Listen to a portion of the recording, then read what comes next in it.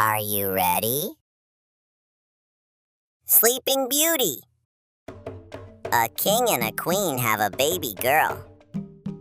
They are very happy. The king and queen have a big party. 12 fairies come to the party. One fairy says she will be nice. Another fairy says she will be smart. Another fairy says she will be beautiful. Then a bad fairy walks into the room. She is angry. The bad fairy says when the girl is 16, she will touch a spinning wheel and die. Everyone is afraid.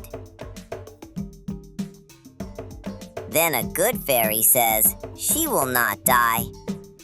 She will sleep for 100 years. The king says, "No more spinning wheels." Everybody throws all the spinning wheels away. The princess grows up. Now she is 16 years old. She is nice, smart, and beautiful. One day, the princess walks into a room. An old woman is there. The old woman has a spinning wheel. The princess says, "What is this?" She touches the spinning wheel. Then she falls asleep. Everyone in the castle falls asleep too. Trees and plants grow around the castle. One day, a prince comes. He sees the old castle. The prince goes inside the castle. He sees the princess sleeping. He kisses her.